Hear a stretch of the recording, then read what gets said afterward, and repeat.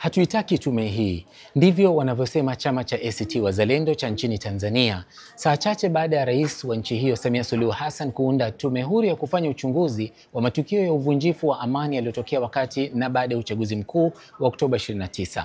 Kupitia taarifa yao ya Novemba 18, chama hicho cha upinzani kimeipinga na kuikataa tume hiyo ya watu 7, kikisisitiza kuwa haitoshiriki na namna yoyote ile katika uchunguzi utakaofanywa na tume hiyo. ACT Wazalendo wameweka wazi kuwa tume hiyo inayoongozwa na Jaji Mkuu mstaafu wa Mahakama ya Tanzania Mohamed Chande Othman si chombo huru na kwa vyovyote vile kitategemea maagizo ya serikali. Kupitia taarifa hiyo iliyotolewa na Katibu Mkuu wake Ado Shaibu, ACT Wazalendo wamebainisha kuwa tume hiyo inaundwa na wajumbe wote kutoka ndani ya Tanzania, wakiwemo maafisa wa serikali na vyombo vya ulinzi ambao wengine wenyewe wanapaswa kuwa sehemu ya uchunguzi huo. Kulingana na ACT Wazalendo, uundwaji wa tume hiyo ni dhihaka kwa waliopoteza maisha yao, majeruhi na familia zilizofiwa katika matukio hayo. Kwa lugha nyingine, hili ni suala la kesi ya nyani kumpa ngedere.